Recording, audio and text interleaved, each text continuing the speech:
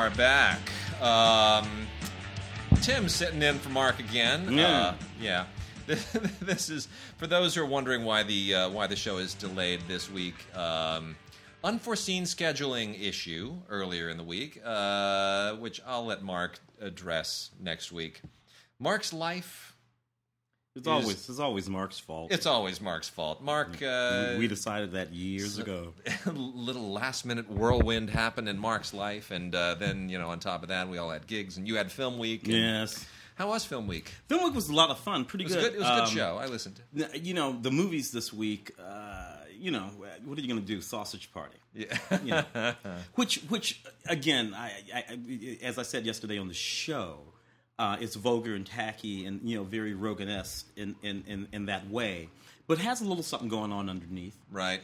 Still, it surprises me that it takes 5 story by and screenplay by guys, all together. Yeah. To spit out a whole bunch of sex jokes, sausage and bun jokes. Yeah. Really, 5 of you to do this. Really, okay, whatever. Well. We also had some interesting stuff happen industry-wide this week. That open letter. Did you read that open letter to Kevin Sugihara? Lay it out for the folks. Okay, so an unnamed individual who used a pseudonym of a character from Big Trouble in Little China posted an online open letter to Kevin Sugihara, which started with a criticism of Suicide Squad. Mm-hmm. But then dovetailed into a revelation that this individual used to be a Warner Brothers employee, and the way that people were laid off, and the way they were treated, and the way that Warner Brothers is treating its properties and its people, and it was just a dagger in the heart, saying you are an incompetent boob, you're an incompetent studio, and the people who should be losing their jobs, like Zack Snyder, are the ones that keep getting promoted and keep getting another more shot work. and another shot. Whereas the people who have to make their mortgage payments, they're the ones that are taking the brunt of your mistakes. And when you lose money, they're the ones that you're forcing to absorb the shock of your bad decisions. Anyway, which is all literally factually true. It is. Well, we both know people at Warner Brothers, and we went through that period of the layoffs, wondering, oh my gosh, are my friends going to be unemployed? Because all the studios have gone through layoffs: Disney, Universal, Sony. I mean, Fox.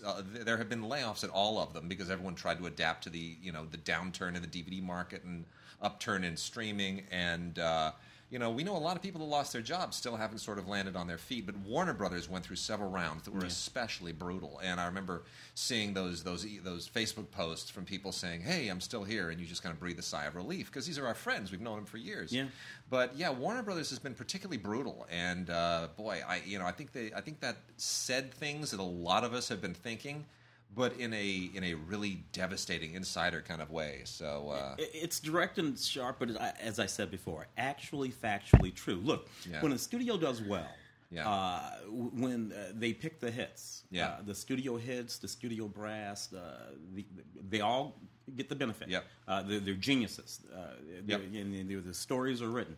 When things go south and they start cutting, it never happens at the top. No. Every blue moon, a studio head will change chairs. Yeah. But in reality, no studio head ever really gets fired. They get a production deal. And Warner Brothers, and we'll wait and see how this story develops, but Warner Brothers has been unique for years in the sense that unlike other studios, which will send somebody out when there's a regime change, they send someone out to pasture and bring in fresh blood.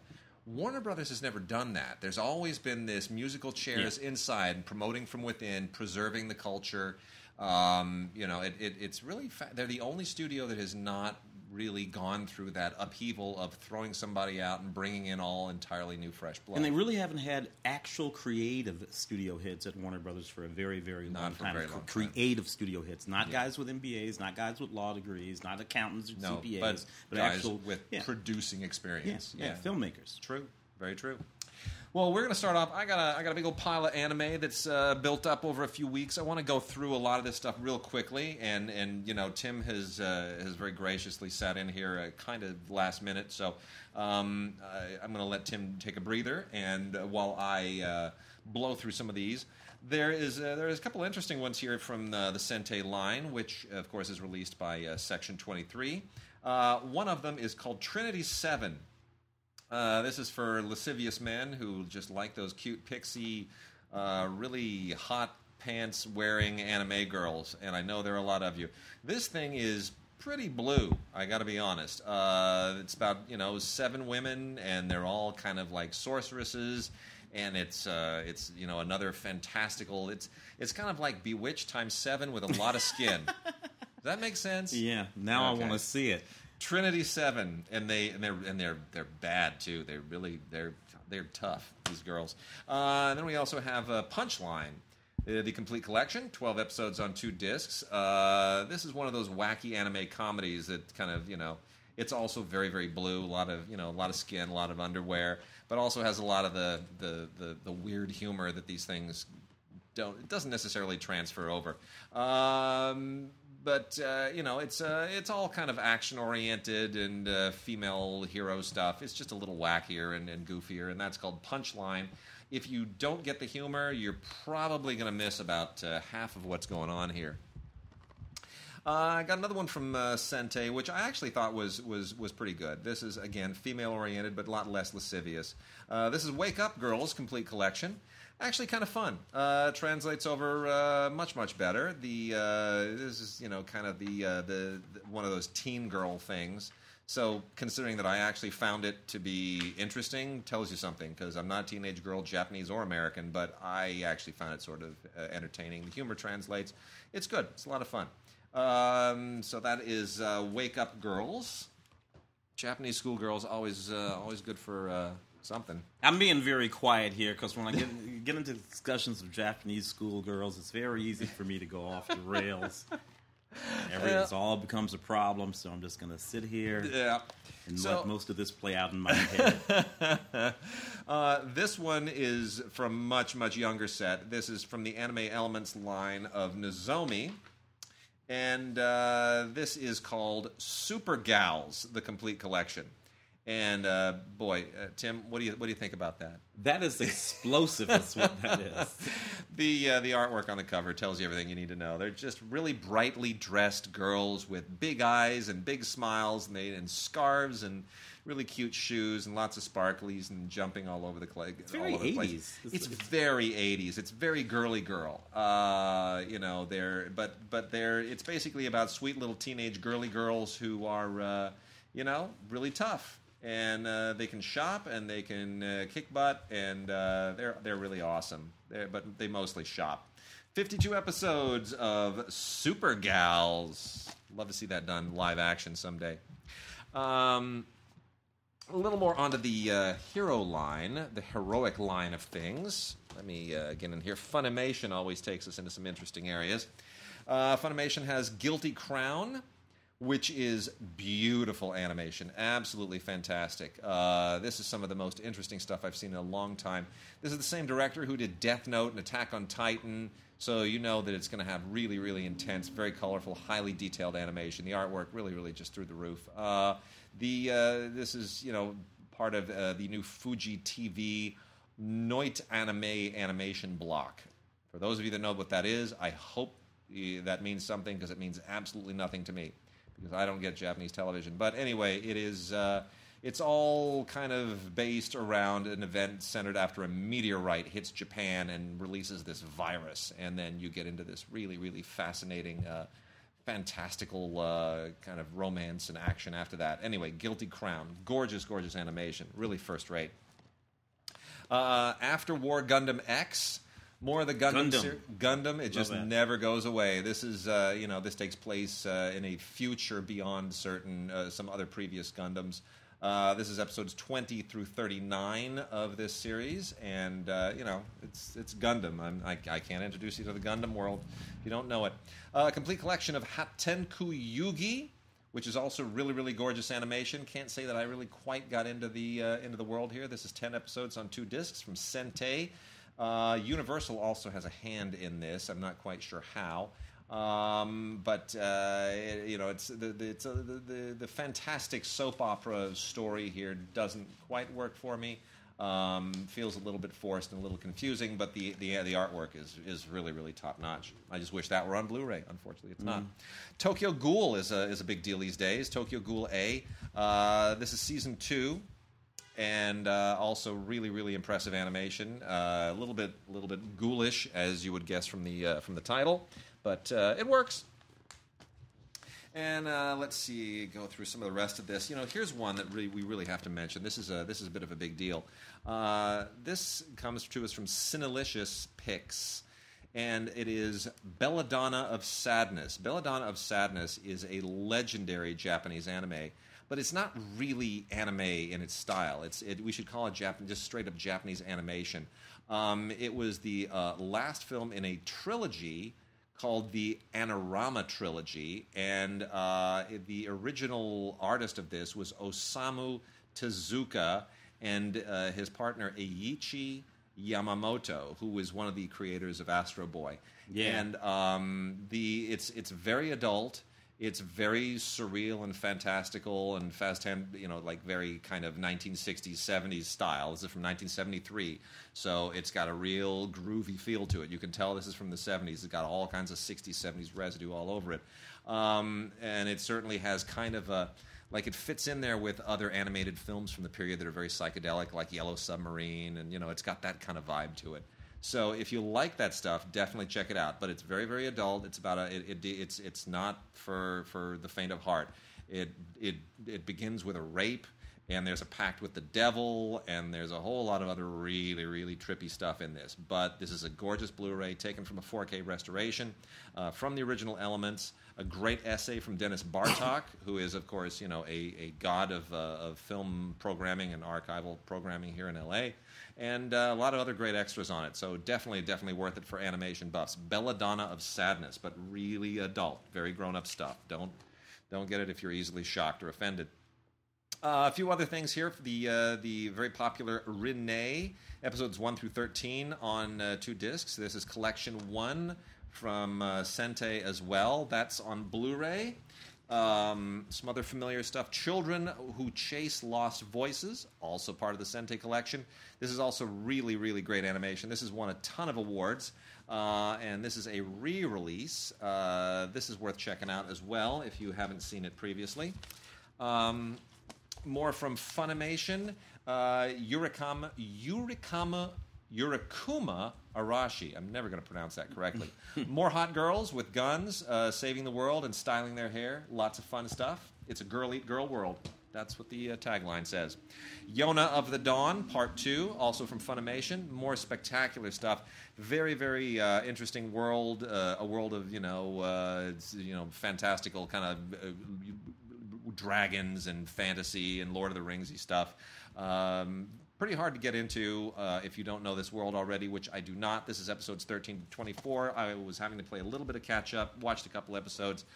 Enjoy the animation. I guess if you know the world, you'll enjoy it more.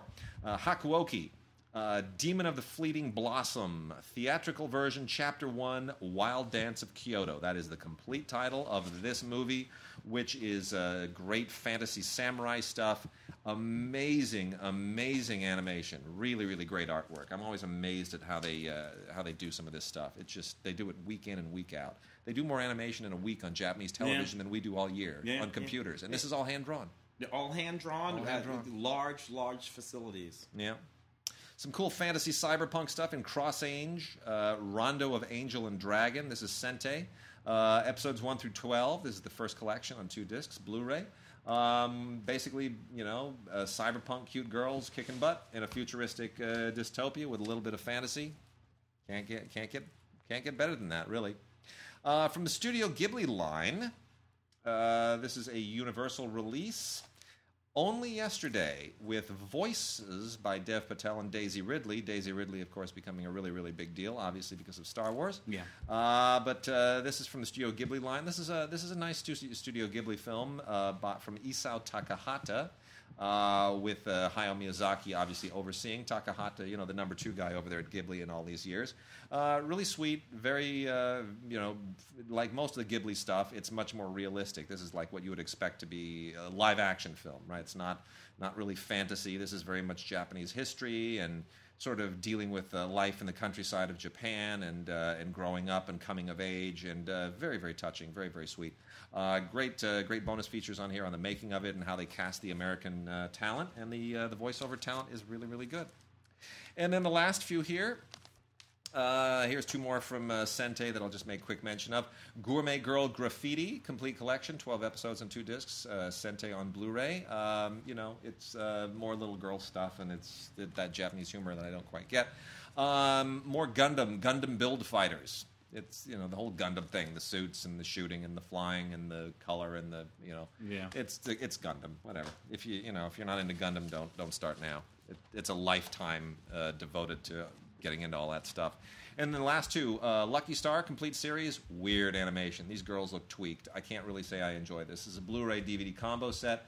It's that really extreme stuff. It's like everybody's a Pokemon. Not really, but they look like it. Yeah. Everybody has they look like they're all mutated from Pikachu genes. Yeah. Yeah, it's tweaked. It's not right. And like meth addicts. Like little... And then the last one, which is by far the most interesting, is Empire of Corpses. The Empire of Corpses Blu-ray DVD combo set with Ultraviolet from Funimation. Really, really, really intriguing, and it's going to be interesting to see where this goes. This has a lot of potential. This is from the same people who made Attack on Titan, and it's based on a Philip Dick novel, which has been kind of graphic novelized. And the whole idea is about ideas. It centers around, there's these undead who are basically working like replicants did in Blade Runner, right? Mm-hmm. Like replicants were created to be the labor class. Here, the undead are the labor class in this weird kind of future. So Empire of Corpses is very Philip K. Dick in that sense that aspect of Blade Runner is sort of the beating heart of this thing. Mm-hmm. And the animation and the artwork is very different, very non-anime-like, very intriguing. A lot of work and conceptual effort really went into this. And a few interesting extras as well. And it's got Ultraviolet, so that's worth something. That I might have to check out. Definitely cool. So that is our anime blitz for the week. By the way, also, should let everybody know that because we are kind of in between weeks as a result of the drama in Mark Kaiser's life, there will be no show this coming week, and then it will be our next new show with Mark's return once again. His second return will be the week of Tuesday the 23rd. So Tuesday the 23rd, sometime on the 22nd, 23rd, that's when the next show will go live after this one. So this is going to kind of be an interim double show. Programming notes. Programming notes. Yeah. All right, Tim, we got some new movies. Yeah. What cool new movies do we have? Let's start with this is the you know what? That's because I actually dug this movie. Did you see this one for the show? I did. It's called Raiders. We're talking about the documentary Raiders, yes. or the doc about the film Raiders of the Lost Ark, that these young men, when they were children... It's surreal. These kids made that fan film. They set out to shoot every shot of this film. Now, that's all interesting in and of itself, but the machinations that these people went through, these young men went through over the course of the next decade and a half, much more interesting than the sort of idea of them making those films... just sort of making that film shot by... It's a really, really interesting story here. I don't know what it speaks to, but I think it speaks to something in all of our lives about how we can become obsessed with things. Yep. And about how we let these things wheedle their way into our lives and take over our lives while our lives are happening all around us all the time. Your life is happening anyway. It's really, really interesting. This is from Draft House Films. A lot of interesting stuff here. 16-page booklet, audio commentaries, featuring these directors. You want to hear from these guys. This is why you want to hear from these guys. They're very reflective now. Yeah. You look at them... Well, there's a lot of drama in their lives and relationships, and women came between them. And I mean, they're nerds, but yet they went through all of those same weird little... It's almost like all of Hollywood's worst vices impinged on them as they were trying to make their own version of a Hollywood movie. It's like Hollywood will happen to you if you set foot into that realm, no matter what. True. So that's pretty good draft. So the film is called Raiders, the story of the greatest fan film ever made. Then we got Meet the Blacks. This is a Mike Epps film. Came out a while ago. It's one of those sort of spoof movies. Making fun of the sort of Purge movies, right? So this black family moves into Beverly Hills on the night of the 24-hour Purge, and all kinds of wacky things occur. Actually, this is kind of fun. I saw this for the show, too. Let's see. HD Ultraviolet. The Angry Birds movie. on 4K Ultra HD so that you can actually see with even greater detail how bad and unnecessary this movie was. You know what? I am one of those people who logged somewhere in the neighborhood of, I don't know, 3, 4, 5, maybe 5 years worth of wasted life playing Angry Birds Never played games. it? Not once. You know what? I played it once, and I kid you not, it was like a heroin. Yeah. Next thing I knew, I was lying on my back in a basement in a den with a bunch of other people. I didn't know where I'd been for the last year and a half. I had to go to 12-step and rehab. It was horrible. They made me give up my phone. It was really painful. The Angry Birds movie attempts to take the dynamic of the Angry Birds games, specifically the original Angry Bird game, which is, you know, you got these flightless birds that live on an island, and a bunch of pigs show up and try to steal their eggs, and then the birds have to, you know, organize to get the eggs back. It's the dumbest thing in the world. That whole concept does not translate to movies. There's an opening here, which is about 6 minutes long, 6-7 minutes long, the kind of pre-credit opening, which is wonderful, and it raises your hopes and your expectations, and then this thing just crashes and burns as soon as the dialogue happens. What does it look like? What does the animation look like? It's fine. It's okay. It's not great. We're CG, though, right? It's CG. It's all CG. This is 4K. I guess they're hoping that the movie's failure to perform will somehow translate into people wanting to see it on 4K on their TVs, but I just don't see it. What's the point of the Angry Birds scenario if you're not actually playing the game? I mean, if you're playing the game, okay, exactly. But if you're not playing the game, it's the same with anyone want to? It's the same with any other video game that they make a movie of. You're something where the entire joy of the experience is interactive is now supposed to be equally or more joyful without your ability to interact at all. Yeah, it makes no sense. But that's I guess that's how they justify the decisions. In any case, this thing is a very interesting combo pack. It includes not only a 4K Ultra HD Blu-ray, but also a Blu-ray 3D and a regular Blu-ray, and you get the ultraviolet code. I have not yet seen a 4K release that packed all of that into one set. 4K, Blu-ray 3D, Blu-ray, and ultraviolet. The only thing it's missing is a DVD. It really doesn't benefit from any of this. I got to be honest. I think this is, you know, pure marketing. But maybe if you just want something to keep the kids busy, it's fine. Also, there's a Cinderella Story If the Shoe Fits, brand new movie from Warner, which follows on this whole Cinderella story thing, which I don't really quite get, but a lot of people are obviously making money off of this, and most notably Michelle Johnston, who produced it and directed it. And, if you follow this, it's like this modern-day Cinderella thing that's a little bit Grease and a little bit Disney Channel, and it's a lot of tween appeal, and I'm not a tween. I don't really get it, but it does certainly make me terrified about what my daughter might want to watch in another decade. So hopefully this thing runs its course over the next decade. Let's see, what do I got over here? I got one of those spring break movies. It's called Sundown. This is about a bunch of kids in a high school. They're going to go to Mexico, to Puerto Vallarta or whatever. They try to hook up with their high school crushes, and one of the kind of things. Look, the point of this movie, other than girls in bikinis, is the music. The executive music producer is Paul Oakenfold, and DJ Steve Aoki pops up in this thing a whole bunch of times. So that's digital ultraviolet. You can just watch it any place. It's rated R. I'm sure it's a lot of fun. I don't know. When we were kids, what would this have been? Would this have been? Well, there's a movie called Spring Breakers, as I recall. Yeah, but when we were younger, we had things like Joysticks and Hot Dog the movie, and it was Hot Dog with the skiing. Yeah, it was a lot more tongue in cheek. Like even Fast Times. The Spring Break and sex comedy movies. They kind of knew they were stupid, and they knew the people who were Porky's, right? Porky's. They were stupid. They knew that the people watching them were stupid, so they sort of reveled in their stupidity and their obnoxiousness. These try to be a little bit more edgier. Yeah, they take themselves a little too seriously. I don't know if you watched this one, but I did actually watch this. The JJ thing. The JJ thing. Yeah, with I did not. James Franco, Stephen King adaptation, 11/22/63. That's the date that, of course, President Kennedy was assassinated. This is a J.J. Abrams adapted Stephen King thing for television. It's a series starring James Franco, a guy who can time travel. It's interesting in that way. He can travel in time and come back to the present day, right? Yeah. But he can only travel in time to one specific day, a couple of weeks before the Kennedy assassination.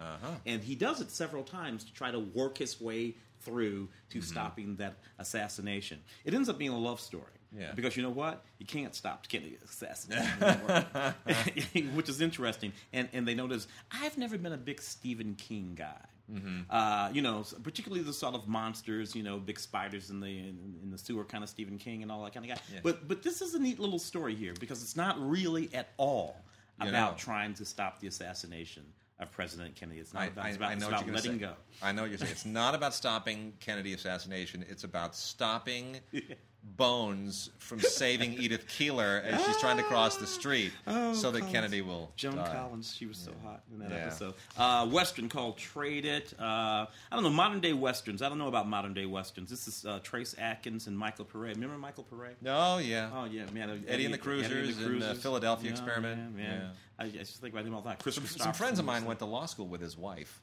Really? Yeah, I remember that. It was very, very funny. That when they said, Michael Pare's wife is in our class in law school. Yeah, that's interesting. Yeah. This is a sort of Sergio Leone looking thing combined with a sort of Liam Neeson taken kind of thing. The Searchers, that kind of thing. Interesting movie. Bonus. You got a couple of deleted scenes, and you got a commentary track on this thing. And then, did you talk about this anime, Red Sonja? No, that's it's not really anime per se. It's because it's Red Sonja. So that's right. It's true. It's not anime. Yeah, but animation. Yeah, but it's cool. It makes you forget about Bridget Nielsen and that whole horrible '80s take on the character. And it kind of reconnects you to the comic book origins, and it's nice. Red Sonja, because I didn't follow that much when I was a kid, so that's an interesting sort of thing there. Special featurette featuring brand new interviews with Gail Simone as well as other members of the cast. Yeah, cool new animated Red Sonja. And then 3 here. Careful What You Wish For is Nick Jonas trying to sort of bone up as a dramatic actor and follow in the footsteps of people Zac Efron, and all those guys. Whoever it might be. Yeah. The idea, Careful What You Wish For is kind of, it wants to be sort of thrillery and noirish. The idea here being that you got this kid who's going to go to college and winds up having an affair with the wife of this investment banker played by Dermot Mulroney. And then all kinds of nasty, noirish, twisty stuff happens, and Paul Sorvino shows up to make it feel really, really heavy. I can remember a time when if a pop star, as big as a pop star as Jonas there is, made a movie, it was a big deal. Britney Spears' first movie. Yeah. It was like this really major deal. Yeah. Now, not so much. No. Which is probably a good thing, but and it goes back forever. We go back much further with that. Even to the 70s, yeah, for sure. No, I mean, the funny thing here is that, Paul Sorvino is clearly in this movie as like a sign to say to the audience, now we're serious. Like, anytime Paul Sorvino shows up in a movie, it's like, ooh, now we're, all right. All bets are off. Paul Sorvino's on the screen. Usually with a cigar, right? Yeah. Like in Goodfellas, that cigar is the continuity is all over the map. Playing the most mobbed up guy. That's seriously, when you watch Goodfellas, Sorvino's cigar sometimes they'll cut to the reverse. It's in his mouth, and then you cut back to another angle, and it's in between his fingers. There's no continuity whatsoever. It's all over the map. I just did a DIY for off-ramp where our continuity is hysterical. Yeah. And then we got The Binding, Fear What You Believe. Those taglines always just rip me up. What does that mean, fear what you believe? What does that mean? It's just, anyway. So this is one of those supernatural thriller / horror films, kind of in the Polanski vein. Lots of Catholic symbolism and imagery, and it's iconography. No names in this thing. Don't really need to be. This is from Scream Factory, Shout Factory's subsidiary. You know what? The scares are good. The cast is decent. I mean, it's this thing didn't cost much, so it'll probably be perfectly fine. Director Gus Krieger certainly has some skills, so I mean, I look forward to seeing what he does next. It's not bad, not great. It's perfectly fine, decent genre entry. And then here, wrapping out our new films. I think this is the last. I got a couple over here. Yeah, those are docs. So we'll. Those are doc. Okay. We'll move into the docs here in a second. So wrapping out the new films this week is a really weird, strange thing. A Hologram for the King with Tom Hanks. This is the most unfortunate and weird failure, perhaps of Tom Hanks' career, and certainly of Tom Tykwer's career. Great German director Tom Tykwer directed this. Yeah, Princess and the Warrior. Based on a novel with Tom Hanks. And this is building off of their relationship from Cloud Atlas, right, where Tom Hanks was really pushing it, playing way too many roles. And you would think, Tom Tykwer, Tom Hanks, amazing. And then as soon as this thing starts off with a cover of... Talking Heads. Mm-hmm. This is not my beautiful house, and Tom Hanks is doing the lyrics, and there's all this CGI, and it's like this weird dreamlike sequence. Mm-hmm. You immediately know, okay, this is this is not right. Mm-hmm. And what's going on here is Tom Hanks is a businessman who's gone to Saudi Arabia to do some kind of a holographic business presentation for the King of Saudi Arabia to hopefully make a sale of this communication technology that his company has manufactured. If I've lost you with that narration, with that description, then the movie will lose you as well, because that's just the weirdest. That makes no sense. Why would you make a movie about that? Why would anybody want to? Well, what it really is, it's a fish out of water story. Tom Hanks is this guy who needs money, and he's got a grown daughter and a estranged wife, and all these family issues and money issues, and he's just trying to make a late life go of things. And he's a salesman, and the only thing standing between it are the eccentricities of Saudi Arabia, but public beheadings and a crazy driver guy who drives him everywhere, who's having an affair with the wife of some guy that he knows, and then there's this Saudi Arabian doctor who's played by an Indian actress, by the way. Sarita Chowdhury plays the part, so that makes no sense. And then there's a bit of a romance with her, and none of this stuff hangs together. But it's supposed to be about a man's spiritual discovery in a strange land, and the fact that it's Saudi Arabia, which is politically very loaded in this day and age, just kind of undermines everything. A few little jokes with the Saudi locals about, hey, I think I'm CIA, those kind of fall on like a lead brick. It's just a strange, weird, peculiar movie. It's not bad. It just kind of doesn't know what it is. It doesn't know what it wants to do. And there's a special feature here on the adaptation, how they went from the novel to the movie, which makes you wonder even more, why would they do this? But in any case, it's on Blu-ray. It's got ultraviolet, and it's probably worth a look if you're a Tom Hanks fan. It's a very strange and unusual movie. We're going to move to those documentaries. Let's hit some docs. Let's start off. You know what? The costumer doc. Let's talk about that for a second. Women he's undressed. Because just to make a quick mention of that, I was supposed to have an interview with Gillian Armstrong, who directed this, the amazing director, the Australian director of Little Women and Oscar and Lucinda, Mrs. Soulful, all kinds of great movies. She's just amazing. I did a few minutes with her on the phone. She was in Australia. It was a dodgy situation technically as to whether or not the conversation would record.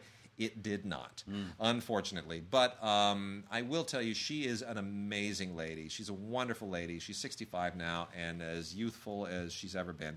And it's a really, really great doc, great subject. This is about Hollywood costume designer Ori Kelly, who did so many of the most amazing movies that you just cannot believe. I mean, Casablanca and on and on and on. It's just there's no end to it. One of the legendary costume designers of all time.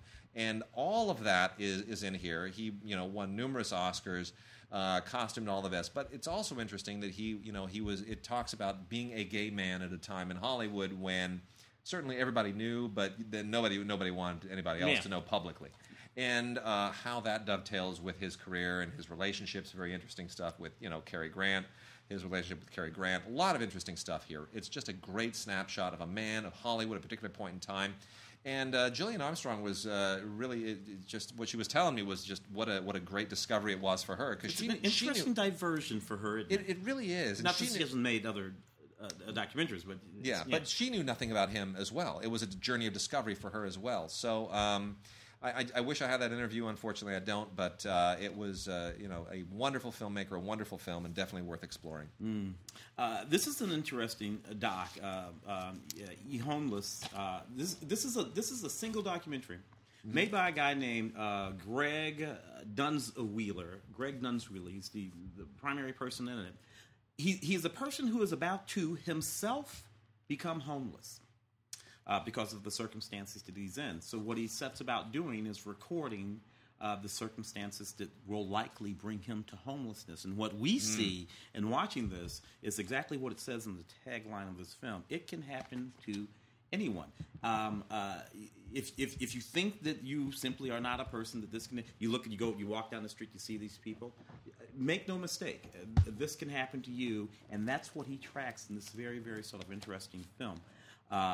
Which, ironically, we visit a lot of homeless camps and things like that, and ironically, it's this film that probably kept him from becoming homeless. Very cool. Cinema Libre. Fascinating. Yeah. I got a trio of docs right here that I will cut through as quickly as possible. One, on both DVD and on Blu-ray, is Out of Time, Saving the DeLorean Time Machine. From the movie.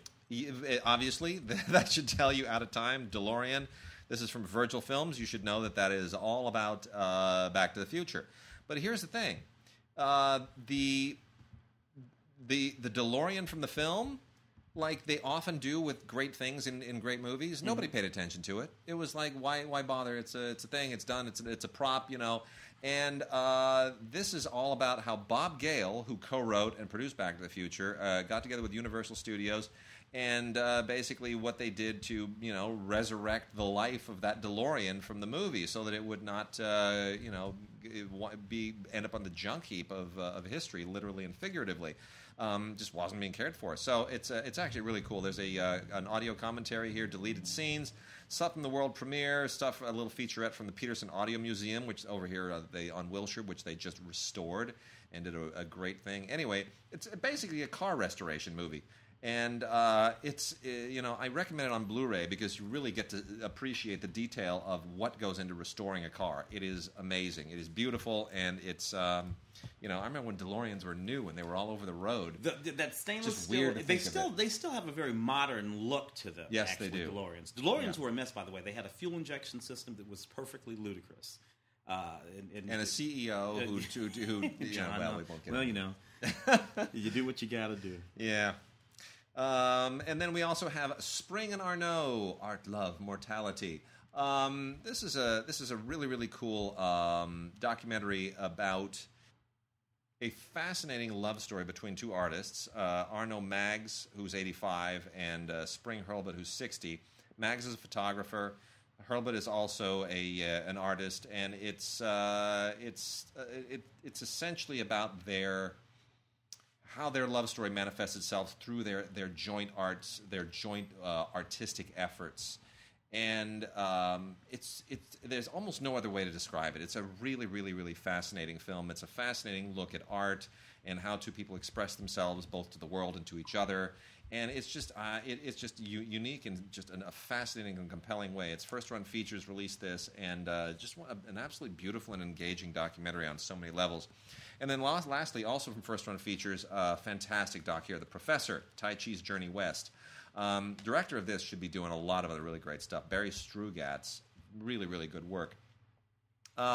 This is essentially about Cheng Man Ching, who is a Tai Chi master, one of the legendary Tai Chi masters, who is essentially the man responsible for bringing Tai Chi to the West in the 1960s. And this, you know, with archival footage and more recent footage and interviews and, you know, everything that you need in a documentary of this sort, this is the story of how Tai Chi came out of China and became kind of a Western phenomenon, which it continues to be to this day.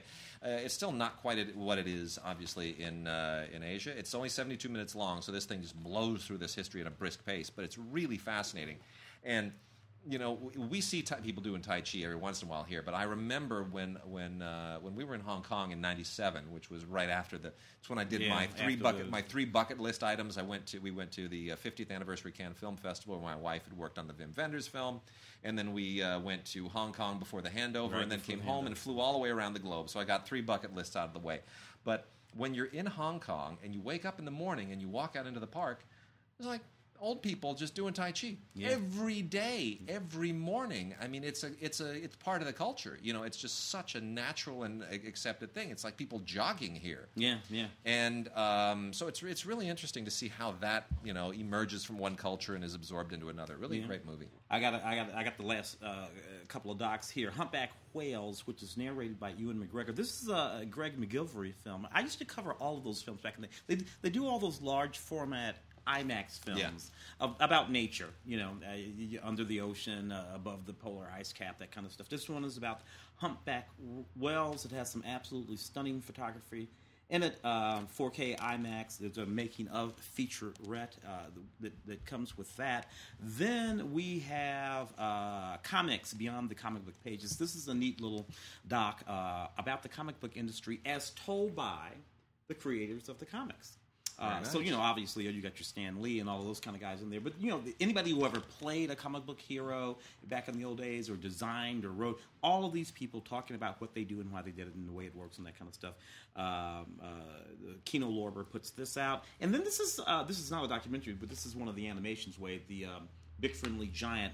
I do not remember this on television. I don't either, and I don't think anyone's going to remember the Spielberg film either. and obviously, that one of the reasons why they rushed to put this out. Really weird the way that Spielberg film hit the wall. It's the whole summer has been weird in that regard, and Suicide Squad does, as we were talking about at the top of the show, kind of feels like the last straw. Like that was the one everybody was hoping would somehow redeem the summer. Yeah. I mean, especially when an X-Men film fails and Batman versus Superman fails. I mean, the Star Trek movie was so-so. I mean, it did better financially, but people aren't excited about it. It's not like like the Star Wars film. Ghostbusters is going to lose $70 million. Yeah. I mean, it's turning into like the big bust summer.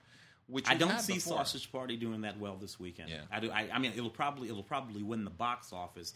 The thing of it is, nothing has legs. Nothing has a second week. Except Finding Dory. Finding Dory is the one. Well, Finding Dory.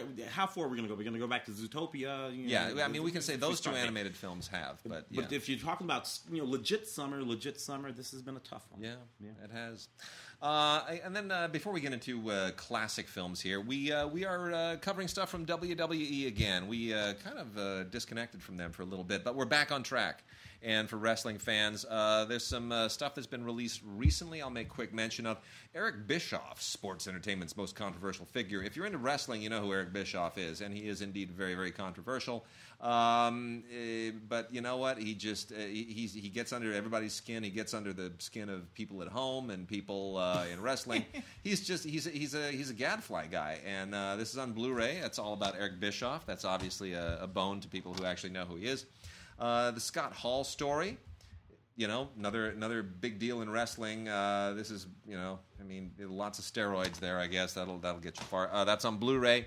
And then these are the ones that are probably more straight up for traditional wrestling fans. U.S. Championship, Legacy of Greatness. This goes, all the way through a lot of legendary figures and, Nature Boy, Ric Flair, Rowdy Piper. Yeah, those are my guys. Those are my guys. Now going back you reach back. John Cena, obviously, more recent figures. And then straight out of Dudleyville, the legacy of the Dudley Boys. Pretty funny, actually. Bubba Ray and Devon Dudley. A lot of really very entertaining, funny characters in the world of wrestling, and this, even for people who think wrestling is like fake, I guarantee you, it's not fake. It's real, man. It's totally legit, up and straight up. These guys prove it. And I hope people know I'm being tongue in cheek there.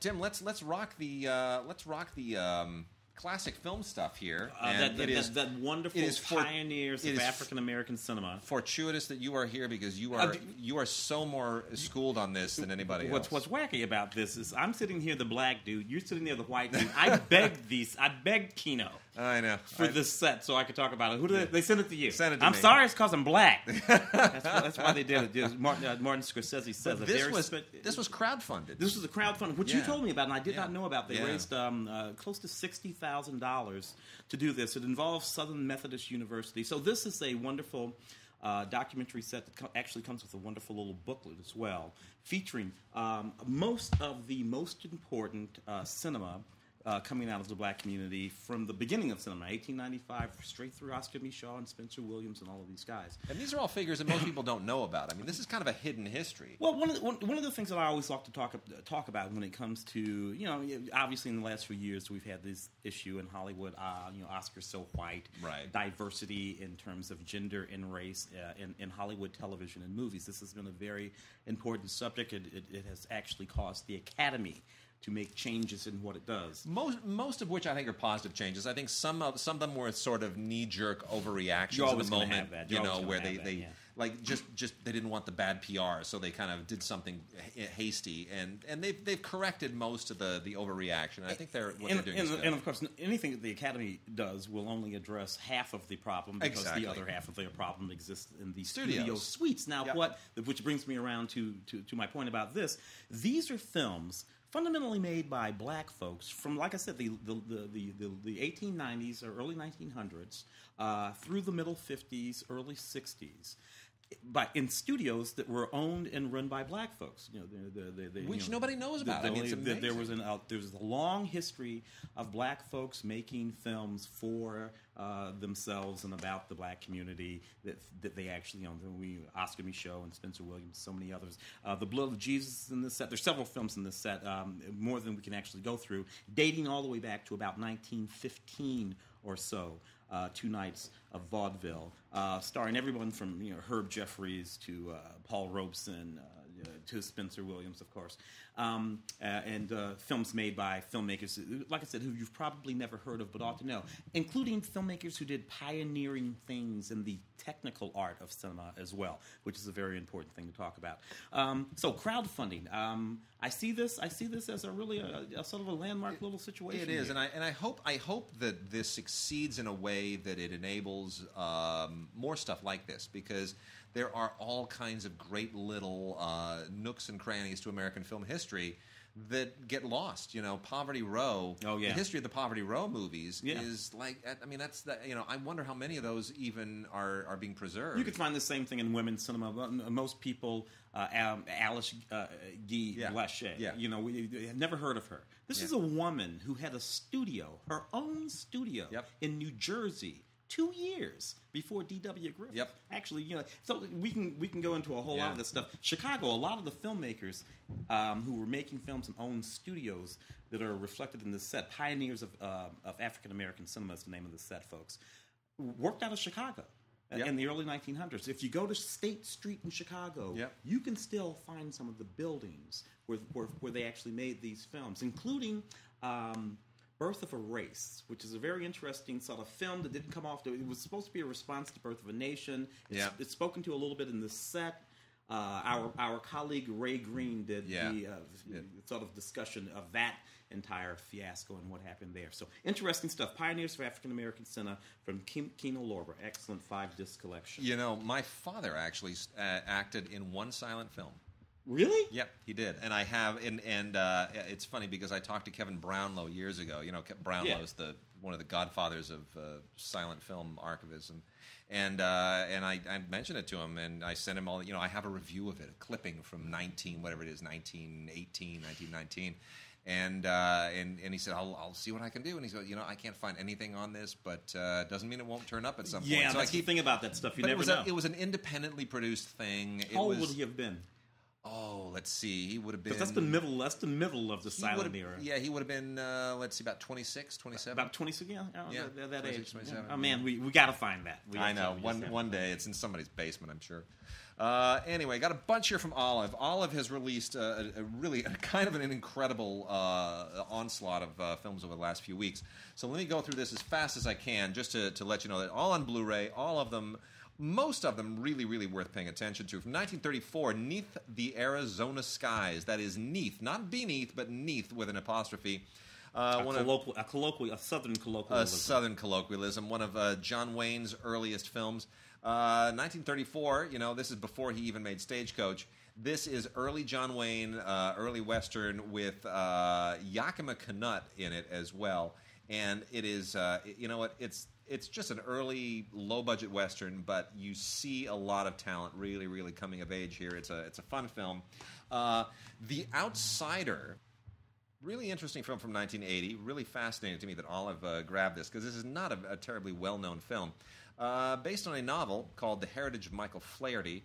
This is a 1980 film, which it's fictional, but it really deals with a lot of issues that were very, very legit at the time. Basically about a Vietnam vet comes home and decides that in order to sort of have, add meaning to his life, he goes to Ireland to, basically join the cause of the IRA in fighting the British. Bring some of that little Vietnam moxie and keep the fight going, and winds up being very disillusioned as a result. It's an interesting thing because we were of a certain age during that time, and that was the thing that actually went on during that time, right? Yeah. You had these Vietnam vets coming back here. They would face all of this ugliness here, right? Yep. In Ireland, the IRA guys were heroes. Yeah. So they would, particularly if they had any sort of a connection, the thinnest sort of Irish connection, they would go there, take all their skills, and do what was actually some pretty heinous stuff. Yeah. But nevertheless, they were heroes there while they were goats here. Yeah. In the the middle sort of 1970s. It's fascinating. Yeah. Fascinating. Another Western. This one's from 1956. This is James Arness, Gun the Man Down. This is directed by Andrew V. McLaughlin, who is one of those workaday guys who just made tons and tons of Westerns, and they're all a lot of fun. They're all immensely watchable. And you know what? James Arness, I mean, he's not John Wayne, but he's still James Arness, and he's a lot of fun, and he's darn good, and he's Marshall Matt Dillon, and he's Zeb McKayan, and he's, so many great figures from great Westerns on TV. Harry Carey Jr. also shows up in this as a lawman, which is a lot of other people from other Westerns. It's just a good, solid Western, 1956. Gun the Man Down. A couple of gangster films here of different types. Hoodlum, with Lawrence Fishburne, Tim Roth, and Vanessa Williams. I did the junket for that movie. This, you know what? There was a whole streak of films around the time that Bugsy was released. Yeah. And there was Hoodlum, and there was this, and there was you Gangsters. had Rage in Harlem. And they were all dealing with the same figures. It was, a little bit of Bugsy, a little Lucky Luciano. They would we had like 5 or 6 different actors who played each of these parts over about a 3.5-year period. Yeah, that's the sort of early, middle 90s, yeah. Yeah, anyway. You know what? This one's not bad. I remember thinking it was junk at the time I saw it. Andy Garcia playing Lucky Luciano. It was like, you're Cuban. It makes no sense at all. But you know what? In hindsight, I'm a little nostalgic for it. Was that Bill Duke? It was Bill Duke. Bill Duke, yeah. Bill Duke. Yeah. Bill Duke, when he had that moment in his directing career, and Rage in Harlem was another one that he did. Yeah, and Deep Cover. Bill Duke should still be directing stuff like this. He's a guy, Bill Duke. He's got chops. Yeah, he's got chops, Bill Duke, and a good actor too. Let's not forget American Gigolo. Predator. Oh, and Predator, yeah. Predator. He was a scary dude in Predator. And then we have Gang Related with James Belushi and Tupac Shakur. Was that Tupac's? That's Tupac's last film, right? Either last question. or second to last. My wife worked on a Tupac Shakur film at one point, and I remember the humor, the irony coming back from the set, which was a lot of people were like, Tupac thinks he's a gangster. He sits in his trailer with a .357 Magnum revolver sitting on his lap. Why is he doing that? It's a movie set. No, it has security. Why are you doing that? That was just his whole, the image, and that was his thing. And you know what? You live a life. Life will eventually come. And it caught up with him, but still an amazing talent. What? That's the thing I want to say as I sit here and poke Tupac. Because I interviewed Tupac, a movie called Juice, about 1990-91. And I talked to this. And kid, this is his final film. And that is his final film. And so I interviewed him for his final film, for his first film, and in between, and what I saw was the development of an actual actor. Yeah, that kid could act, and that's all just a terrible shame. But there you go. It's a shame. The ratings game, man, is this a blast from the past. Danny DeVito, Rhea Perlman. This is a riot. This thing is so funny. This is completely remastered, a wonderful, wonderful special edition that has a whole bunch of Danny DeVito shorts on it, which are all great and hilarious and weird and funny. This is essentially about a guy who is in the trucking industry and wants to become a Hollywood producer. And it is about how they actually managed to subvert the television rating system. And it is amazing. Danny DeVito directed this. This was his first big move as a director. It's really what got him his filmmaking career and led to things like Throw Mama from the Train and other great movies. And, this is just great. 1984, really, really fun film. A lot of great cameos. It's a cool, culty blast from the past. Robert Townsend in The Meteor Man. Oh man, I did the junket for that film.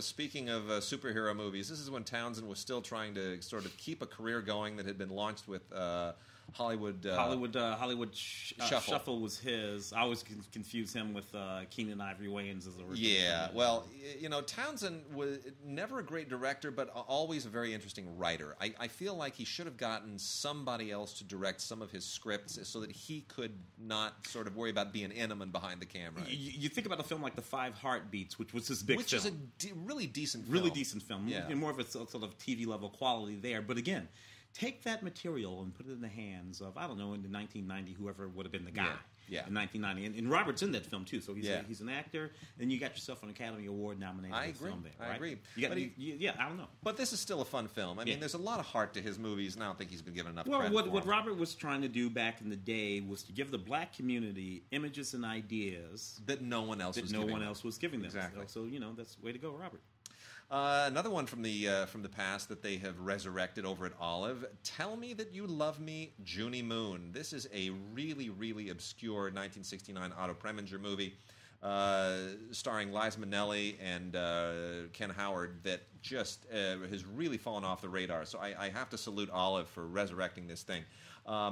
She basically this is just one of Liza Minnelli is such an interesting actress at this point in her career, and this is before she really stormed onto the stage with Cabaret. Cabaret really is what made her. But the movies that she made leading up to that were really interesting, and especially with Otto Preminger directing her, really, really fascinating. Sort of middle '60s quasi flower child movies. Yeah, and I mean, just the idea of these outcasts, and that's basically what this is about. This is a kind of it's not like Cuckoo's Nest outcasts. It's not asylums, but these are people who are on the margins of society. I won't give you any of the further details because a lot of that is a nice surprise in the movie. But they're on the margins of society, and that's tough to make to play marginal and sympathetic. You can get into bathos very, very easily and just think that because I'm somebody who has a disability or whatever, that you're automatically going to sympathize and I don't have to build a character. But they don't. And Preminger makes sure they work their asses off. It's beautiful.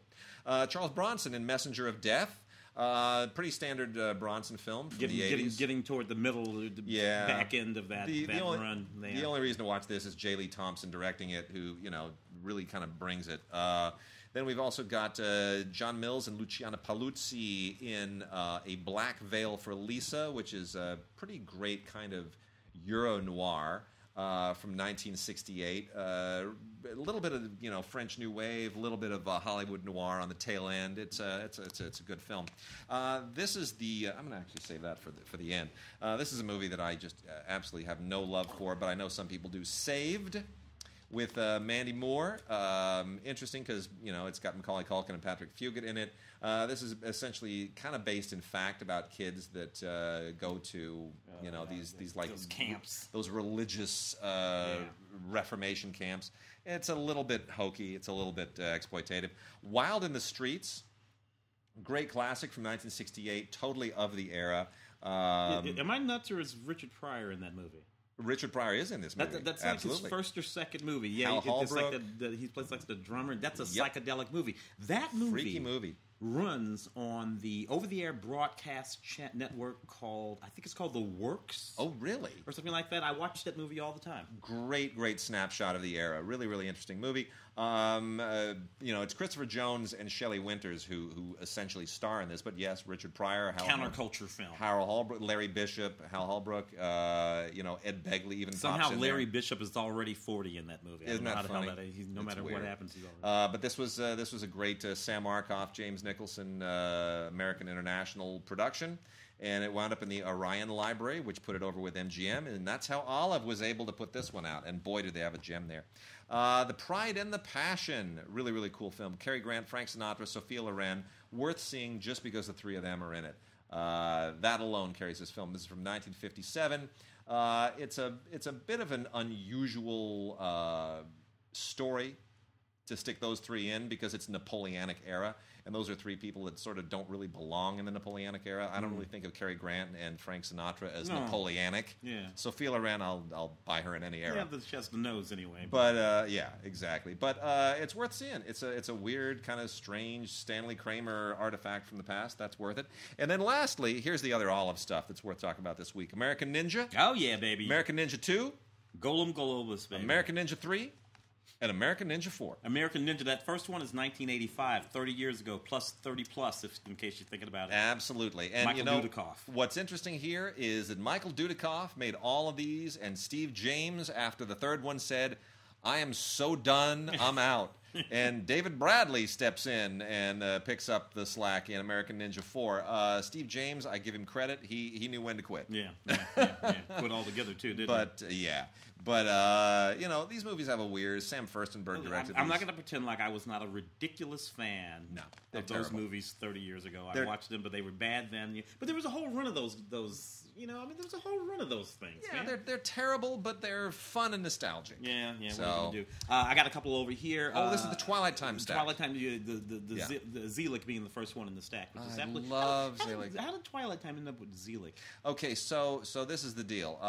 Twilight Time, Orion, obviously, originally Orion. Twilight Time, like Olive Films, they basically will go, and they've been mining the libraries of the studios that they have relationships with, and they license this stuff for limited 3,000 copy runs.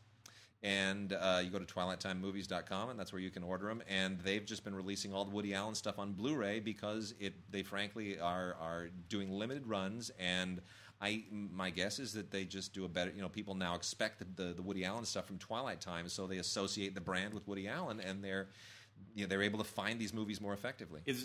Are they coming out under I don't know, the MGM banner? No, nothing. Just strictly Twilight. Strictly Twilight Time. This is Twilight Time's baby right now. So they've been releasing a lot of great Woody stuff, and this is the one that I'm just in love with. I think this might be my favorite Twilight Time release of all time. Well, Blu-ray, obviously, isolated score on this one. And of course it's Zelik, so it's great. Zelik. This is Woody doing the mock documentary thing, and it's so unbelievably funny, and it's such a great character. Really, classic Woody. Has a new movie out right now, Cafe Society, which I enjoyed. I have not seen yet. I thoroughly enjoyed Cafe Society. It's a very sharp movie. It's Woody being reflective again, as he has been being for the last, 6, 7, 8, 9 years. But it's also dark Woody. That movie, Cafe Society, is set right before the war in the 30s here in L.A. and in New York. Yep. And, dude, Cafe Society is bullet in the head violent. Like, at least 6 people get shot in the head in Cafe Society, and Woody don't cut away. You also gave me The Black Stallion Returns over here, which, of course, is another extraordinary film. This is also Twilight Time, of course, another isolated score with the original trailer. You know these films, of course. It's not the same as the original, but it's still a really great sequel. It's a zoetrope film, and Francis is executive producing that film, so it's a ridiculously beautiful film is what it is. Miss Sadie Thompson in 3D. You want to grab the game here there. This is a neat film as well. Again, special features include the isolated music score. I love the isolated music scores. I wish more releases in every genre would have an isolated music score. Audio commentary with film historians David Del Valle and Steve Peros, and that's Miss Sadie Thompson in 3D. Twilight Time, Russia House. Now, this is not one of your better John le Carré adaptations and releases. This is Fred Shepsey. Talk to Fred. He had a lovely little movie out with Clive Owen and Juliette Binoche about teaching. Yep. Talk to Fred for that movie. He's fantastic. First, Fred, All of Me and Roxanne and all that kind of stuff. Look, Michelle Pfeiffer is the thing that this film has to offer. She was absolutely extraordinary in the film, doing that Russian accent. And this is like 1993 or something. Sean Connery in the film, but not the top. Such an 80s pairing, Sean Connery and Michelle Pfeiffer. Makes me swoon a little. He's a little goofy. Dr. Butcher. Is this from Twilight? This is not from Twilight Times. We moved into I got the last 2 Twilight Times over here. You knocked those off now. Yeah, so the last 2 Twilight Times, Hound of the Baskervilles, the version that features Peter Cushing and Christopher Lee, and of course Andre Morel. Really, one of the this has been done a few times. This is certainly one of the less faithful, but one of the more impressive ones. This is from the Hammer Film Collection. When Hammer was, willing to do a few pretty awesome movies once in a while, that resurrection of Hammer has stagnated lately. And then the last Twilight Time is a fascinating artifact. The Gang's All Here. This is a Technicolor film by Busby Berkeley from 1943, which is this is one of a peculiar kind of film that they did, especially in the 1940s, in the war years, where a lot of these movies were almost like Starpalooza showcases, where there'd be next to no plot, but we're just going to line up all of our actors and we're going to put them in a movie that people will pay for, which will basically be an extended commercial for our brand, the people that the actors people associate with us, and it'll set us up to release other movies. And that's kind of, in a sense, what this is. It's a really peculiar movie, but it's got so many great performances in it. Carmen Miranda, Benny Goodman. I mean, on and on and on. It's really, really great. Nicely directed. Just a really fun, weird 1940s effort. It's definitely worth checking out. It is The Gang's All Here. Lots of great music. Lots of great fun. Busby Berkeley at his very best, and in Technicolor. no less. A Cohen Media Group film. I don't. You happen to be? This is the Last Diamond, Eric Barbier. Yeah. You didn't happen to do the commentary on this, did you? No, not that one. This is not you. This is a great film. It's a diamond heist movie. And I always dug this movie. It's pretty cool. This particular one, no, you're not on this 2014 drama.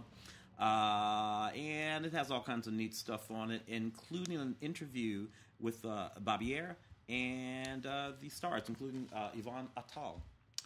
I got some Warner Archive stuff I will move through here and let you know what you can expect in the Warner Archive collection, because they've got some really good stuff, especially a couple of Blu-rays. But first, the DVDRs, the manufacturer on demand's most recently released Bruce Willis in one of his most underrated performances in Norman Jewison's In Country. Yeah. I loved that movie at the time. Yeah. I love that movie because it's a Vietnam movie that doesn't take place in Vietnam at all. It's all here. It's called In Country, but the entire movie takes place here. And he's just this returned Vietnam vet who's going through it. And it's that's really, it. That's the way to do it.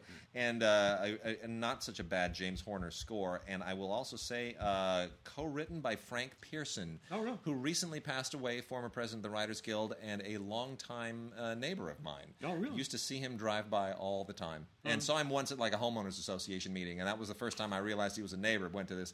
Actually, believe it or not, went to a homeowners association meeting, and this is years and years and years ago, at Mark Hamill's house. I'm name dropping like a scumbag right now. So I go to a homeowners association meeting at Mark Hamill's house, and Frank Pearson is there, and I say, "Oh, hello, Frank. Haven't seen you since we." No. I mean, it was surreal. It's like you're at Mark Hamill's house, and there's Frank Pearson, and of course I'm like a teenager at the time, and I'm like, it freaks you out a little bit. So who's the girl in that? I forget who's the girl in that. The girl is Emily Lloyd. Emily Lloyd. Emily Lloyd. She sort of went away there. She did go away, and she was such the big thing, right? Yeah, for a minute. Deanna Durbin, It's a Date, with Walter Pidgeon and Kay Francis, directed by Joe Pasternak. This is just another wonderful classic Hollywood black and white, lovely movie from the golden era. It's a musical comedy. It's fun. It's got some good songs. It's got some good performances. It's it's not a great film, but it's a good, solid film. It's really representative of the era, and all these people are fun. Actually, Joe Pasternak produced it. William Sider directed it. I take it back. Norman Krasna is the real talent here. Norman Krasna wrote so many great screenplays and just really fun. Fred Zinnemann. Oh, Fred. Made another one of his underrated films later in his career, 5 Days, One Summer, with Sean Connery, and introducing Betsy. That's like the early 80s. Yeah. Introducing. This is right near the end of his career. This is one of those Lad Company things when it's like the Blade Runner area, right? Yeah. Betsy Brantley, and also introducing Lambert Wilson, the French actor, who of course we all know now from Matrix movies, where he's much, much older. Doc Hollywood, Michael J. Fox. I did the junket for that too. Woody Harrelson. Talk about dropping crap. I did like the junket for every movie. This in the is early 90s. Michael J. Fox getting his his feature career going roughly around the same time as Back to the Future. Yeah. Michael Caton Jones directed this when he had a career going. That was in the 80s. I'm like, what's happened to him too? And then lastly, the two Blu-rays, the Warner Archive Blu-rays. These are coming out more and more, and I can't say enough about them. These are just, every single one of them is a golden must-have. Fred Astaire and Sid Charisse in silk stockings, amazing. I'm going to say it, Tim. It's sacrilege. I know I'm not supposed to say this. Fred Astaire and Ginger Rogers, not the best pairing.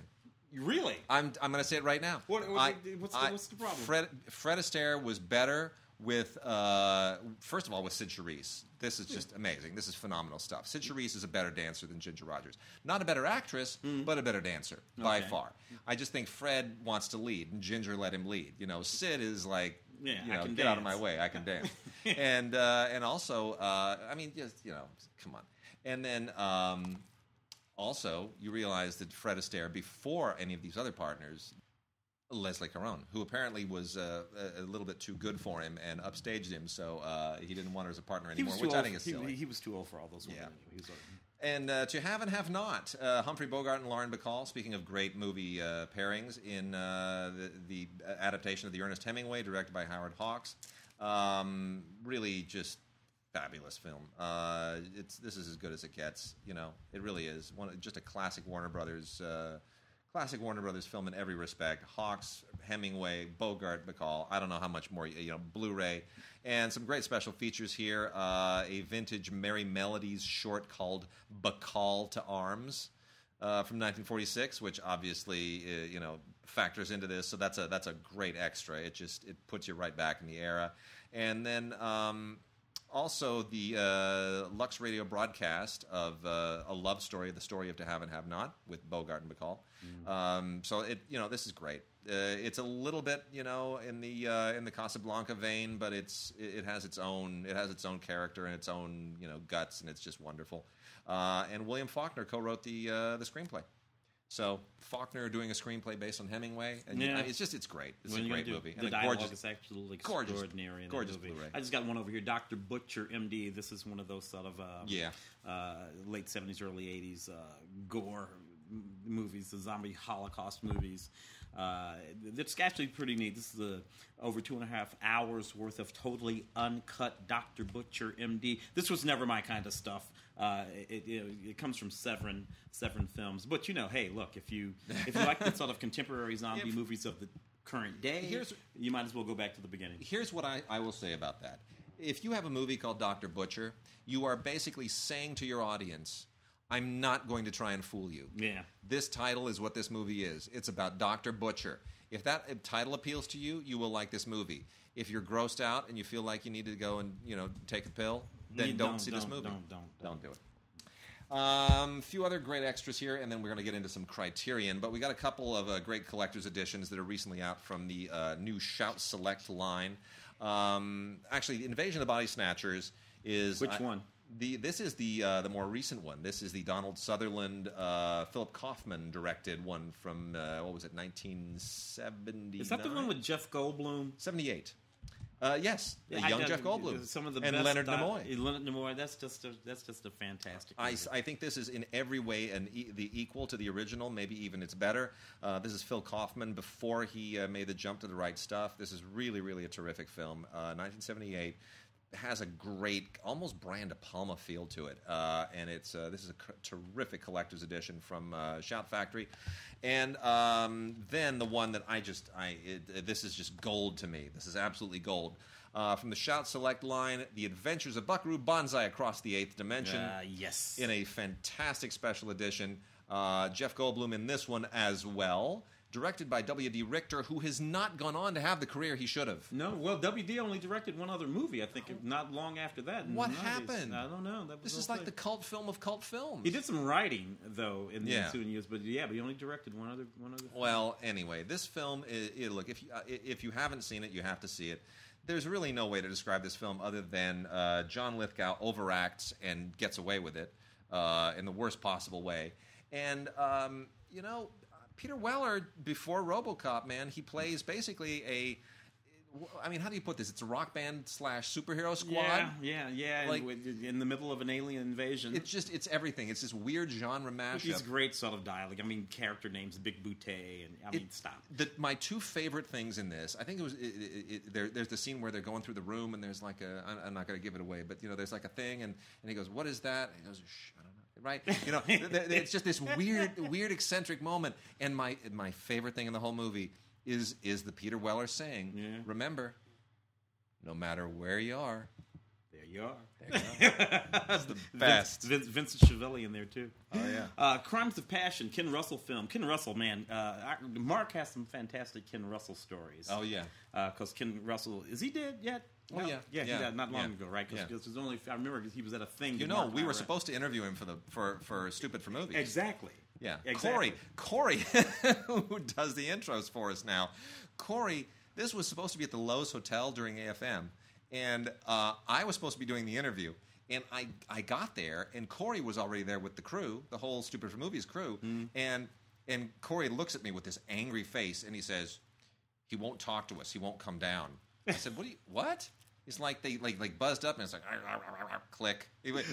And I won't get into all the gory details of it, but we never talked to Ken Russell because he just decided at the last minute he just whatever. Well, he was a bit of a sociopath. Yeah. How you look at it. This was the kind of a neat movie. I remember this movie. This is the early '80s sort of thing about a fashion designer played by Kathleen Turner. When Kathleen Turner was still ridiculously hot. Yeah. Another St. Louis girl, by the way. And at night, she was a hooker. Yeah. This was like, I'm a fashion designer by day, hooker by night. Aren't they all? Only in the Ken Russell film, baby. Only in a Ken Russell film. That's a double disc Blu-ray set, by the way, with all kinds of neat special edition content on it, including a 2K restoration. Some compilation stuff here real fast. We got a couple of William Castle double features. For those of you who don't know, William Castle was the exploitation producer for Columbia Pictures, who made exploitation films for the studios. So they were like the indies that, like the little B movies that weren't really B movies. But he pioneered all of those amazing techniques, like, the shocker in your seat. Shocking you in your seat, having stuff drop from the ceiling, all of it, like junk that, goes on in the theater that just made the experience even more psychotic. And these are a couple of double features. Homicidal and Mr. Sardonicus on one, and Mr. Sardonicus is actually both of these from 1961. Mr. Sardonicus, actually a really, really interesting film in many, many ways. And then the other double feature is 13 Ghosts and 13 Frightened Girls. I love 13 Ghosts. That's a real classic. Yeah, 13 Ghosts from 1960, 13 Frightened Girls from 1963. Both of these also really, really interesting, especially 13 Frightened Girls, which is in color. So that's there. And then a pretty great compilation set from Film Chest. This is a 5-DVD musical collector set from the golden age of musicals. This is a bargain for anybody. I'm amazed at the films that they have on here. Sure, there's a lot of ringers in here, but there's 17 movies on this. And at least half of them are really worth having, and the transfers are not bad. So Film Chest has really given us a bargain here. Of these 17 movies, you get At War with the Army, which is Jerry Lewis and Dean Martin, not bad at all. Private Buckaroo, The Road to Bali, Stage Door Canteen, Till the Clouds Roll By, The Fabulous Dorseys, Pied Piper of Hamelin, which is one of my favorites from the era, The Inspector General, Danny Kaye. The Duke is Top's Career Girl. I mean, there's a lot of really great classics here. So it's absolutely worth it to pick this up. If you don't have any of these movies, this is really a great set. 5 DVDs, musical collector set, The Golden Age of Musicals, 17 films from Film Chest. I got a couple over here. We have New Faces. New Faces was a review series done in CinemaScope in the 50s and 60s.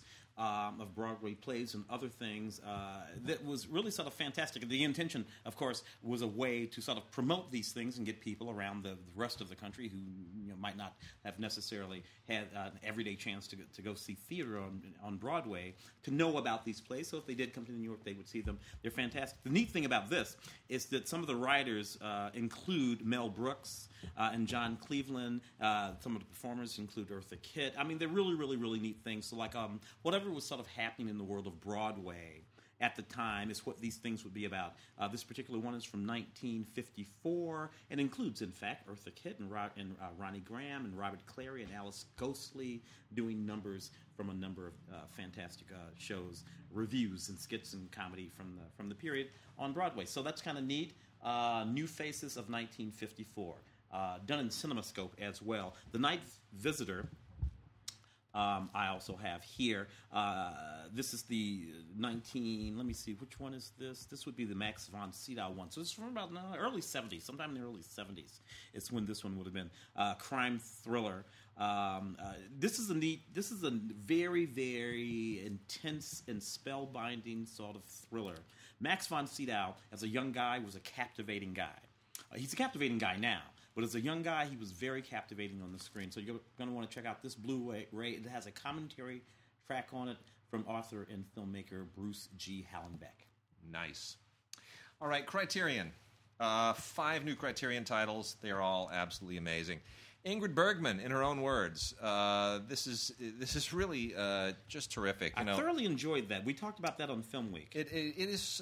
Isn't this great? I mean, it really is. Stig Bjorkman, who directed this, made this amazing documentary, which is almost. I hate even calling it a documentary. It's like a personal. It's like a Valentine in so many ways. I mean, it really is like a personal. It really is in her own words. It's all in her own words. You hear her voice, including some recordings that she made, the images, some of the earliest images of her as young as 15 years old. Some of her own home movies. From home movies, yeah. It's just absolutely beautiful. And Alicia Vikander, now an Oscar winner, narrates it. And it's a wonderful, wonderful look at a screen legend, and with a lot of tremendous extras on it, including more home movies and clips and interviews of archival stuff of Bergman that are all not part of the documentary, but still very much germane to her career. So that's a wonderful and unexpected Criterion release. A Touch of Zen, the great King Hu film. I hope this means that we're going to get a lot more King Hu on Blu-ray. Especially from Criterion. That would be great. King Hu, of course, the Taiwanese filmmaker who made his mark primarily in the 1960s as kind of the John Ford of the Hong Kong and Taiwanese film industries. Beautifully photographed, amazingly choreographed films that really inspired a whole generation of martial arts and period filmmakers. A Touch of Zen is considered one of his best films. I'd say there's probably 3 that kind of tie.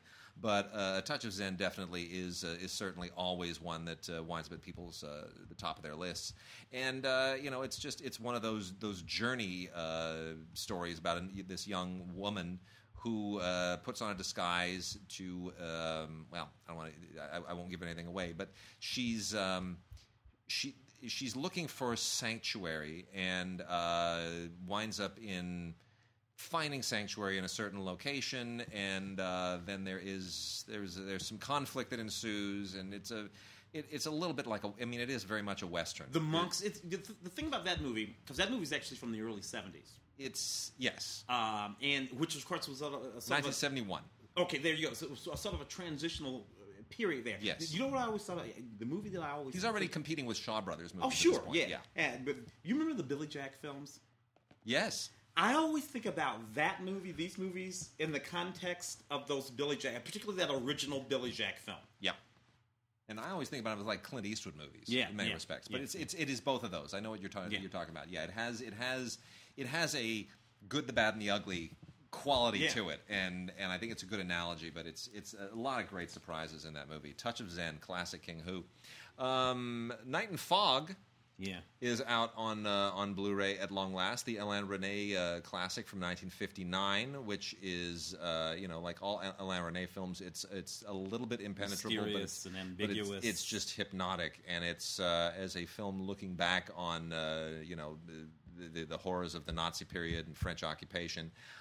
It's just haunting. I mean, it's absolutely brilliant. Again, loaded with extras, which includes an interview with Joshua Oppenheimer, the director, a 1994 audio interview with Alain Resnais, a Face au Fantôme, which is a 2009 documentary with looking at the Holocaust in general, and as pertains to the release of this film. I mean, really, really good stuff. And then Muriel, otherwise known as The Time of Return. This is a much less well-known film from 1963, also by Alain Resnais, which came in the wake of Last Year at Marienbad, and it is, I think, in many respects, better than Marienbad. It's a little more accessible, but it's kind of it's not really a sequel. It's almost like a continuation of the concept. Deals with romance in a very similar kind of dreamlike and kind of inaccessible way, but this one in particular also kind of deals with France's war in Algeria, and that very much casts a shadow on it in the same way that World War II casts a shadow over Night and Fog. I would even stick Hiroshima, Mon Amour. That was like before Marienbad, right? Yeah. I'd put them all in a continuum. In a continuum. Yeah. I agree. Tim, somehow we always wind up, wherever we are on this podcast or on radio, we always wind up talking about Terrence Malick. I swear. You and I have been, by sheer coincidence, on Film Week together for each of the last 3 or 4 Terrence Malick movies. Yeah. It's ridiculous. And the conversation actually goes all the way back to the Thin Red Line, I think. Another junket that I did. And here we are with the New World. Which would have been so after the Thin Red Line, which was 90. You would know better. 2001, something like that, right? And then he took another little gap. Actually, Thin Red Line was 90. I'm going to say 98. Yeah, something. And he took another little gap, and then this. Yeah. Which I know is one of your favorite films. I love The New World, but here's the interesting thing. This is the director's cut of The New World, the director-approved edition. And the director's cut is 172 minutes here. Now, here's what's interesting about this, and this also includes the 135-minute theatrical cut and the 150-minute first cut. Now, that's what I think is interesting, because I want to point out to people the 172-minute cut has been out before. The 135-minute theatrical cut has been out before. The 150-minute first cut of the film has not been out before on Blu-ray. The original theatrical? No, this is the first cut. Oh, first cut. First cut. Did you see the LA Film Critic award screening for this when they screened it for us at the Clarity Screening Room? No, that would have been before I was a member of the group. Okay, that was the 150-minute first cut that they went back and edited by 15 minutes and then released theatrically. I still have my LAFCA DVD screener, 2 discs, 2 DVDRs of that cut, because it's never been released before in any form. And I'm like, this is going to be gold. I'm not going to let go of this. No one has seen this cut before. It's out now. They finally. But that's the thing. Nobody. They're talking about this. Oh, the director's cut. No, there are 3 cuts. Only members of LAFCA and a few other groups actually saw that. So effectively, you do get you get every transfer, every cut of this film now, which is pretty great. In any case, Emmanuel Lubezki, who's now a back-to-back Oscar winner, and who's just who legend now, the greatest cinematographer of all time, who of course did. This is effectively when his relationship with Malick began. It was Jack on this Fisk and a few other folks whose names we see regularly now. And tons of interviews and other stuff on here. I mean, if you love this film like I do, this is nuts. There's more to this than you'll spend hours. I mean, look, it's James Horner's score. Really, probably the last great James Horner score. I really do love. I mean, I criticize James Horner a lot, but I really love this score. So. And then let's see a couple other real quick things before we cut out here. Some Asian titles that I should make mention of. This is an unusual little thing. I said this years ago that in China the movies that they were just using Hollywood films to build a lot of theaters so they could release their own crappy Hollywood knockoffs into theaters. And next thing you know, we'd have these Chinese movies making ridiculous amounts of money in China, and we'd never see them over here. Case in point, The Mermaid. Stephen Chow, whose early films I really love, made a killing with The Mermaid. This is very much more in the vein of Shaolin Soccer and Kung Fu Hustle. His more recent effects inflected stuff. His earlier films are very much about Cantonese puns and more kind of local humor, but more deadpan stuff. All this CGI stuff. I don't think this is a very good movie, but it's clearly a very polished film. It's much more interesting if you're Chinese. I think it is not. The humor in it does not travel very well, but this thing made gargantuan amounts of money in China, and if you like modern Chinese comedy, and if you like where Stephen Chow's career has gone in this more cartoonish period, you'll probably enjoy The Mermaid. It is not like Splash. It is like Splash crossed with a John Woo film. Oh, really? With the humor of like Wile E. Coyote and Roadrunner. It's very bizarre, but I guess it's maybe worth a look for Stephen Chow devotees. And then lastly is Female Prisoner Scorpion, the complete collection from the Arrow collection. If you know this Japanese line of exploitation films, you are just in really, really good. Female Prisoner Scorpion is not new to Blu-ray or DVD, but the entire series is. So what we get here is Female Prisoner number 71 Scorpion, Female Prisoner Scorpion Jailhouse 41, Female Prisoner Scorpion Beast Stable, Female Prisoner Scorpion number 71's Grudge Song. They must have something to do with all those early 70s cage team. Well, yeah, you know, this is the big dollhouse. All that stuff. It's like all the women's spy movies crossed with the women in prison movies, and transitioned over to the Japsploitation milieu. It's groovy, it's funky, it's 60s, it's 70s. It's a lot of fun. It's really violent. It is not Orange is the New Black. No, it is not. Nothing like that. It is campy. It is fun. It is completely unhinged. The Japanese made this particular genre of Japanese movies is really just completely off the wall. So I do recommend this for cult film fans who have been waiting for this complete series to come out, and it has not until now. That is really, really a godsend. This is something I did not expect. So Arrow, I applaud Arrow for releasing that entire series. It's a lot of fun. Nice throwback to an era. So, Tim, that's it. We've wrapped up this extra long show, and we're covering for a couple of weeks here. We'll come back in about a little over a week and a half, and let Mark reveal the whatever drama he chooses to reveal. It should be interesting. All right. He should do it with movies. Yes. So just watch this movie. And it'll lay out what I've been dealing with. Absolutely. All right. It's all good. We thank you guys for being patient with us, and have a great time watching the rest of the Olympics, which is what I think I'm going to do this next week. All right. We're out. Bye-bye.